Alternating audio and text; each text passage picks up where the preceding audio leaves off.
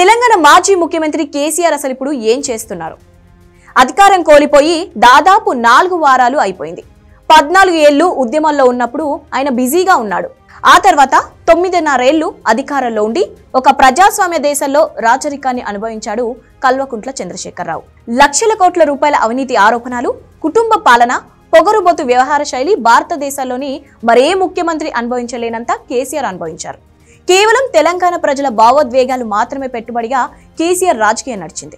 కేసీఆర్ అహంకారం ఏ స్థాయిలో ఉందంటే ఓడిపోయిన తర్వాత ఆయన ఒక ప్రెస్ మీట్ పెట్టి తెలంగాణ ప్రజల్ని ప్రస్తావిస్తూ ఒక్క ముక్క కూడా మాట్లాడలేదు. నామ్కే వాస్తగా కేటీఆర్ వచ్చి తన అహంకార ధోరణిలోనే ప్రెస్ మీట్ నిర్వహించారు. కానీ బీఆర్ఎస్ కు ఫేస్ కేసీఆర్.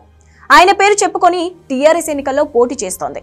అందుకే జనాన్ని ఉద్దేశించి కేసీఆర్ మాట్లాడితే బాగుండేది. కానీ ప్రజలకు తన అవసరం ఉంది తప్ప తనకు వాళ్లతో పనేంటి అనేది మొదటి నుంచి కేసీఆర్ అభిప్రాయం. ఆయన ఇప్పటికీ అదే పందా కొనసాగిస్తున్నారు. డిసెంబర్ 3 నాటి ఫలితాల్లో ఓడిపోయిన తర్వాత కేసీఆర్ ఫామ్ హౌస్ లో కాలు జారి తుంటి వెముక విరగొట్టుకున్నారు. యశోద హాస్పిటల్లో శస్త్రచికిత్స జరిగింది. ఆ తర్వాత ఆయన హైదరాబాద్ లో బంజారా హిల్స్ నందినగర్ లో ఇంట్లో విశ్రాంతి తీసుకుంటున్నారు. కేసీఆర్ ఎక్కువగా ఇప్పుడు ఎవరిని కలవట్లేదు. గతంలో ఆయన 90,000 పుస్తకాలు చదివానని జనం చేలో పువ్వులు పెట్టారు. కానీ ఇప్పుడు మాత్రం వీలున్నప్పుడల్లా పుస్తకాలు చదువుతున్నారు.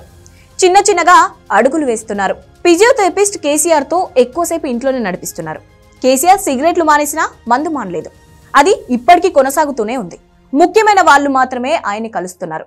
టీఆర్ఎస్ నాయకులు చెబుతున్నట్లుగా లక్షల మంది జనం పరుగులు పెడుతూ కేసీఆర్ ను చూడటానికి రావట్లేదు. ఆయన రోజు న్యూస్ పేపర్ చదువుతున్నారు.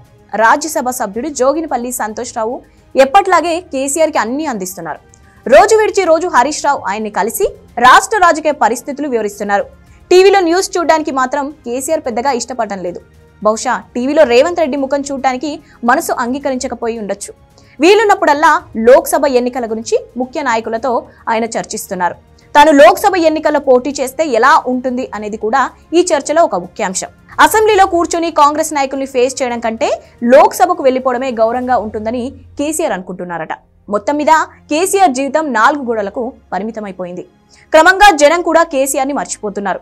లోక్సభ ఎన్నికలు వస్తే తప్ప పబ్లిక్ కి కేసీఆర్ దర్శనం ఉండదు. ఇప్పుడు ప్రజలకి కేసీఆర్ అవసరం లేదు, ఆయనకే ప్రజల అవసరం ఉంది.